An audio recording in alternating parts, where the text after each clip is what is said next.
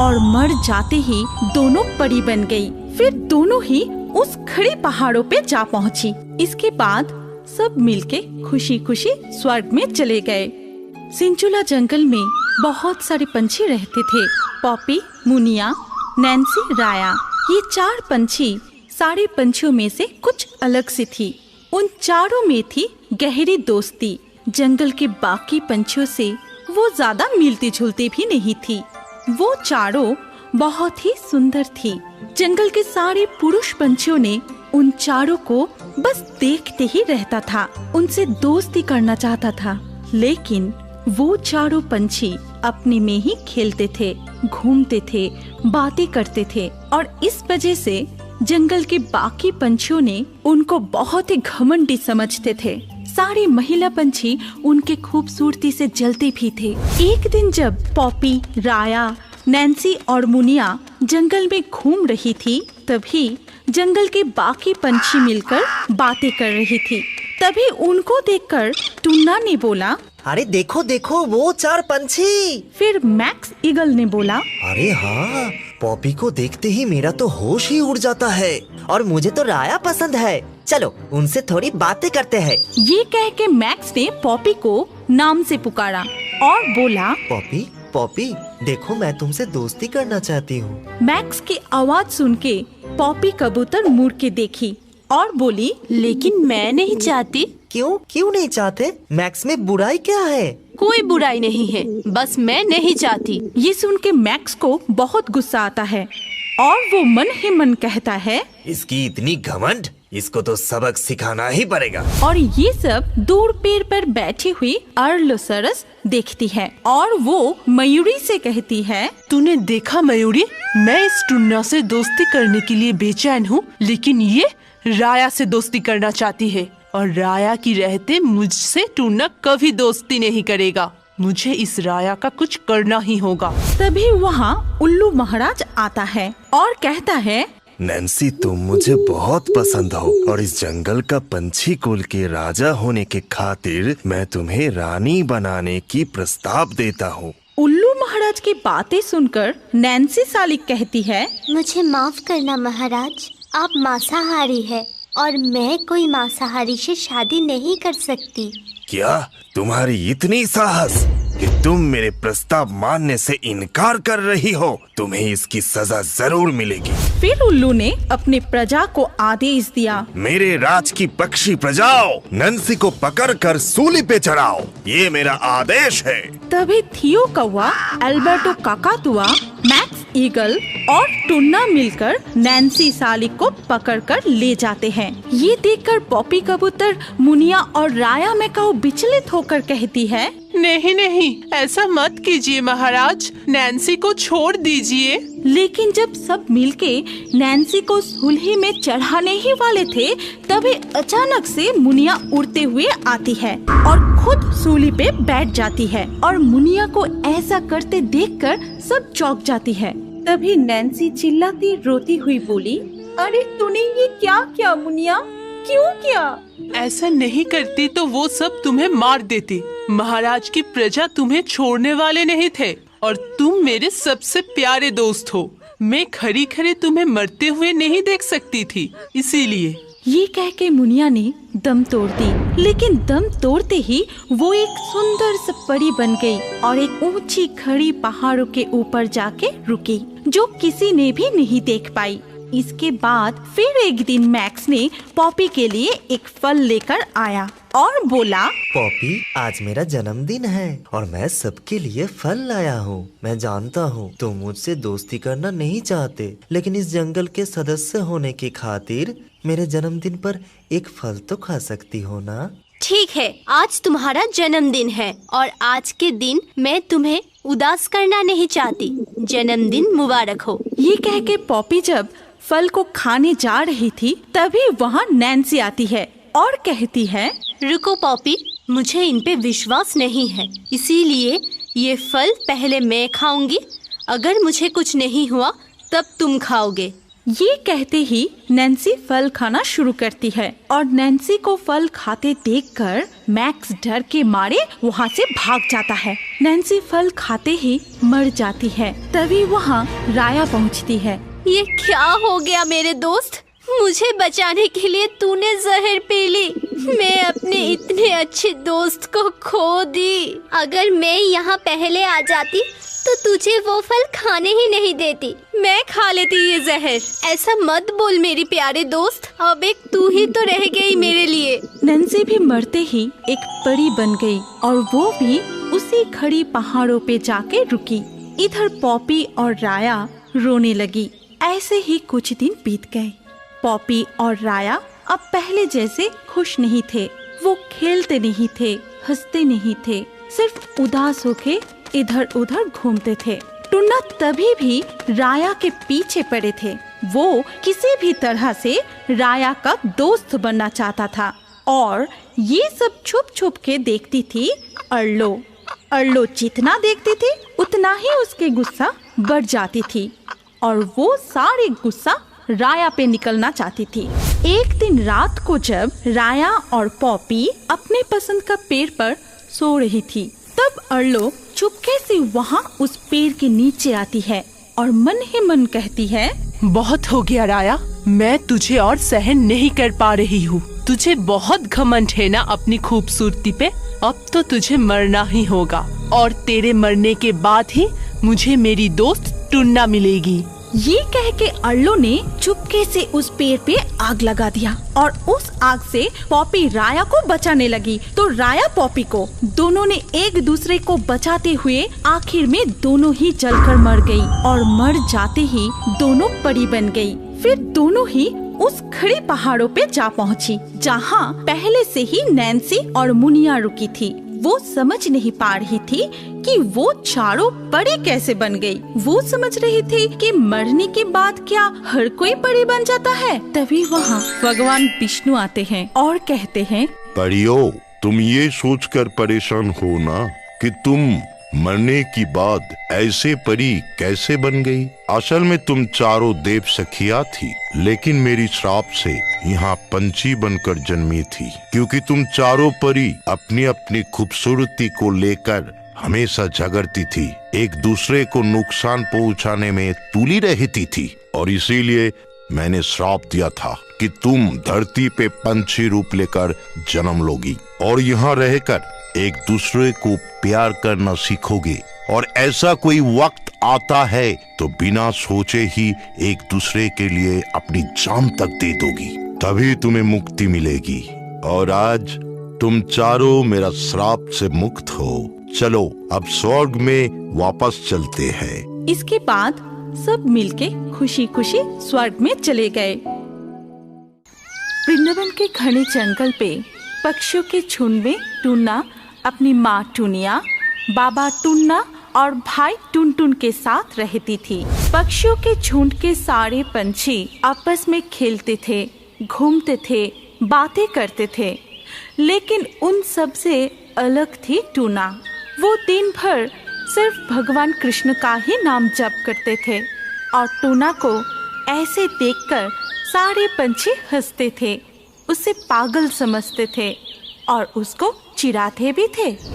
एक दिन जब सारे पक्षियाँ बैठ के बातें कर रहे थे, तभी टुना अकेले ही कृष्ण भगवान के नाम जपते हुए नदी के किनारे पेड़ पर बैठी थी।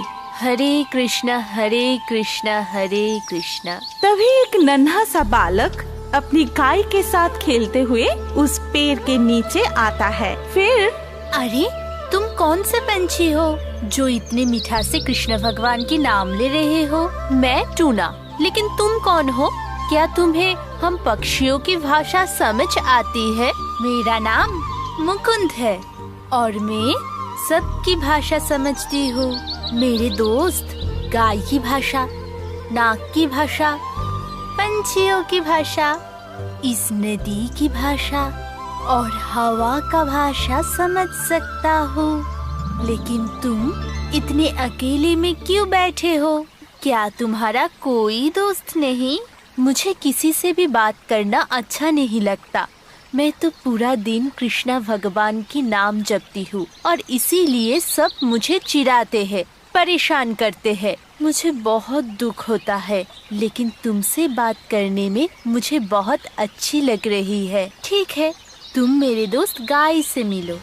ये मेरा दोस्त गाय है, ये हमेशा मेरे साथ ही रहता है। अब चलो तुम्हें मेरे और एक दोस्त नागराज से मिलवाता हूँ। ये कह के मुकुंद गाय के साथ टूना को लेकर एक गुफा के पास जाता है। फिर नागराज, ओ नागराज।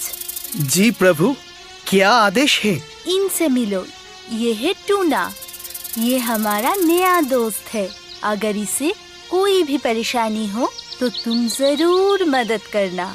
जी प्रभु। इसके कुछ दिन बाद एक दिन टूना जब एक फल खा रही थी, तभी ना जाने कहां से चील आके टूना की फल छीनकर उड़ जाता है और पीछे से सारे पंछी हंसने लगते हैं और चोंच से उसकी पंख खींचने लगते हैं। तभी टूना बहुत रोने लगती है। तुम सब बहुत बुरे हो, मैंने तुम लोगों का क्या बिगाड़ा है? क्यों परेशान करते हो मुझे? टूना जितनी रोते हैं सब उस पे उतना ही हंसते हैं। तो क्या बिगाड़ेगा रे छोटी सी पागल पंछी? मैं पागल नहीं हूँ, मैं कृष्णा भगवान की भक्त हूँ और देखना आप सबको कृष्णा जी एक दिन जरूर सजा देगी। अच्छा, तो हम भी देखते हैं कि इस वक्त को कृष्ण भगवान जी कैसे बचाता है और हमें कौन सा सजा देते हैं। तभी टूना और जोर जोर से रोने लगती है। इधर नागराज को टूना की रोने की आवाज सुनाई देता है। फिर ये तो टूना की आवाज है, वो रो रहा है।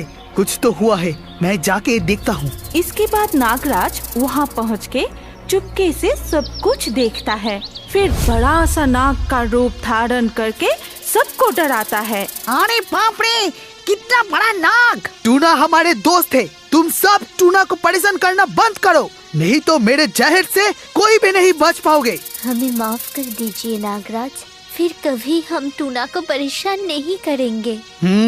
ये बात हमेशा याद रखना। टूना, तुम अपना ध्यान रखना, अगर कोई भी परेशानी हो तो जरूर बताना। मैं चलता हूँ। ठीक है नागराज, तुम भी अपना ख्याल रखना। फिर एक दिन टूना अपने भाई टुनटुन, माँ टुनिया और बाबा टुन्ना के साथ घास के दाने खाने के लिए खेत में उतरे। तभी दो शिकारी आए और जाल फेंककर उन्हें पकड़ लिया।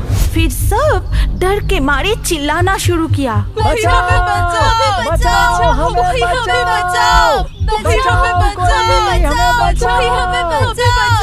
हे कृष्णा भगवान, हमारी रक्षा करो, इन शिकारियों ने हमें बंदी बना ली है, हमें बचाओ भगवान, हमारी रक्षा करो। जितना चिल्ला सकते हो चिल्लाओ, आज हमारे हाथ से तुम्हें कोई नहीं बचा सकता। तभी उस खेत में गाय भी घास खा रही थी और वो उन सबको पकड़ते हुए शिकारियों को देखा। तभी गाय दौड़ती हुई आई और अपनी सींग से जोर जोर से मारने लगी। अरे बाप रे, ये गाय कहाँ से आ गया? लेकिन ये अपने सींग से हमें मार क्यों रहा है? भागो यहाँ से, भागो! बाप रे बाप, ये गाय हमारा पीछा नहीं छोड़ रहा है। इधर मुकुंद आके जाल खोल के सबको मुक्त कर देता है। तभी तुम्हारा बहुत बहुत शुक्रिया मुकुंद, तुमने आज हमें बचा लिया। क्यों ना आते टूना, तुम तो मेरे दोस्त हो और जब एक दोस्त बुलाए तो दूसरा दोस्त उसको मदद करने कैसे ना आए। ठीक है, मैं अब चलता हूँ, तुम अपना ख्याल रखना और जब भी जरूरत पड़े जरूर बताना। इसके बाद मुकुंद और गाय वहाँ से चले जाते हैं। तब से टूना के दिन बहुत अच्छे से काटने लगे। कोई भी उसे परेशान नहीं किया। वो रोज मुकुंद, गाय और नागराज के साथ खेलती थी, बातें करती थी, बहुत खुशी खुशी रहती थी। लेकिन एक दिन टूना डरा हुआ मुकुंद की ओर भागा और वहाँ पहुँच के टूना जोर जोर से कांपने लगी। अरे क्या हुआ टूना, तुम इतने डरे क्यों हो? हाँ टूना, डरो मत, हमें बताओ क्या हुआ है। एक अजीब सा चीज हमारा पीछा कर रही है। जो पकड़ा गया वही मार रही है। कुछ पता नहीं ये क्या है, कहाँ से आई है। ये कौन सा चीज है प्रभु? तुम जाके देखो नागराज। ठीक है प्रभु। इसके बाद टूना और नागराज उधर जाके देखता है कि एक बड़ा सा भयंकर अजीब सी चीज सबके पीछे भाग रहा है। अगर किसी को भी पकड़ लेता है तो वो तुरंत मर जा रहा है। सब चिल्लाते हुए भाग रहा है, मर रहा है। ये देख के नागराज अपनी मुंह से आग निकल के उस चीज को नष्ट करने की कोशिश की, लेकिन कुछ फल नहीं हुआ। वो चीज सबको पकड़ने के लिए भागने लगे। तभी नागराज आके मुकुंद से कहा, प्रभु वो चीज बड़ा ही अजीब है। मेरे जहर से वो मरा नहीं, मेरी आग से वो जला नहीं। अब क्या होगा प्रभु? मैं देखता हूँ, मुझे ही कुछ करना होगा। जरूर असुर कुल ने इस अजीब चीज को भेजा होगा। तुम क्या करोगे मुकुंद? तुम तो एक छोटे से बच्चे हो। टुन्ना की बात सुन के मुकुंद सिर्फ हंसता है, फिर अपना विष्णु रूप धारण करके कहता है, मैं ही हूँ तुम्हारा भगवान कृष्ण, तुम्हारा दोस्त, तुम्हारा रखवाला। तभी वहाँ उस अजीब सा चीज टूना को पकड़ने के लिए आता है। तभी भगवान अपनी गदा को आदेश दिया, जाओ गदा, उस अजीब सी चीज को मार मार के उसका विनाश करो। जाओ, मेरे आदेश का पालन करो। जथा आज्ञा प्रभु। तभी गदा उस चीज को मारना शुरू करता है, लेकिन जितना भी मारो उससे कुछ नहीं हो रहा था। वो चीज मार खाता रहा और मुस्कुराता रहा। मुझे माफ कर दीजिए प्रभु, मुझसे नहीं हो पा रहा है, मैं थक चुका हूँ। तुम जाके देखो मेरे चक्र, उसके टुकड़े टुकड़े कर दो और उसके विनाश करो। फिर चक्र जाता है और उस चीज को काट देता है, लेकिन जितनी बार काटता है वो उतनी बार ही जुड़ जाता है। इस तरह चक्र भी थक जाता है। मुझे भी माफ करना प्रभु, मैं भी नहीं कर पाया। ये असुर कुल विनायक चालाकी से अपने शक्ति के बल पर ये अजीब चीज को बनाया है जिसे विनाश नहीं कर सकते, लेकिन जीव कुल को बचाने के लिए उसे प्रतिरक्षा शक्ति बढ़ाना होगा। और इसीलिए सबको मेरे इस शंख का पवित्र जल पिलाओ। ये पानी पीने के बाद जिसको भी वो चीज छुए उसका कुछ नहीं होगा।